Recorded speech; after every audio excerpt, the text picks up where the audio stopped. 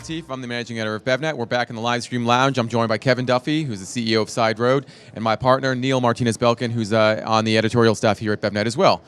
Thanks so much for joining us, Kevin. Hey, you're welcome. Good morning. So how's your BevNet Live experience going? It's going very well, actually. Good. Yeah, you've been doing this a couple times now. I have been. It's always nice to escape New Jersey this time of year and head out to the beach. Jersey. Wow, Jersey. That's a hike.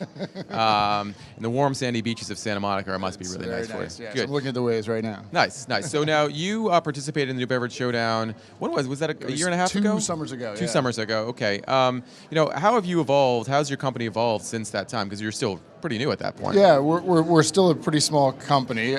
We have 2 other employees right now. Noelle Shea, who's our navigator, we call her.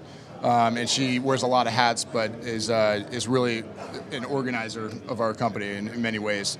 And then Pat McAndrew just joined with us, and he's our road warrior and does a lot of local sales and merchandising in the New York, New Jersey area. Nice. So navigator, road warrior. Road warrior. There's the terms that you guys came up with. The co-founder is my wife. She's along for the ride. That's what it says on her business card.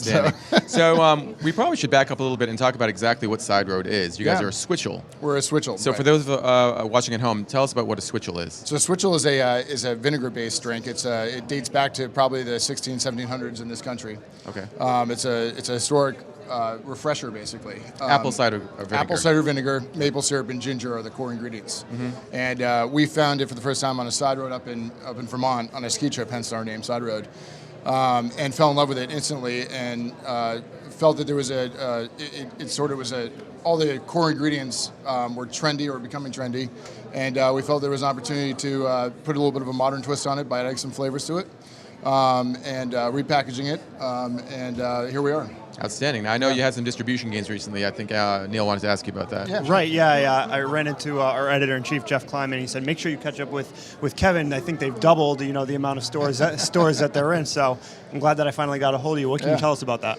Well, we launched last September, and we spent September to December basically setting up distribution in the natural channels. And we got a couple of authorizations in like King's Supermarket. It was our first one, and then Whole Foods Mid-Atlantic and the Fresh Market. So those all sort of started for us this past spring. And in 1 year, it's grown all up and down now the East Coast. So we have distribution in about 9 warehouses currently in UNFI, and we're rolling into all 15 nationally this spring. Very cool. And the other thing that I saw, I think a week or 2 ago, I had come across my radar that you guys were raising some funds. So I'm guessing, is that good? Are you looking to deploy those resources to kind of support that kind of distribution growth? Or? Exactly. Yeah. Yeah. Very cool. Of course, it's gonna require a lot of capital the way we're rolling out right now. But How much are you trying to raise? We're trying to raise about $1.5 million. That's a big number. Yeah, we're about a quarter of the way there. So that's good. And we just started. So yeah, that's pretty good. Yeah. Great. Well, unfortunately, we got to move on. But Kevin, always good seeing you. Thanks very much for being with us. Thanks very much for the support. I appreciate it. Appreciate it. Thank you. Right, good seeing you. Good seeing you too. And you can pass your mic to our producer and our next guest.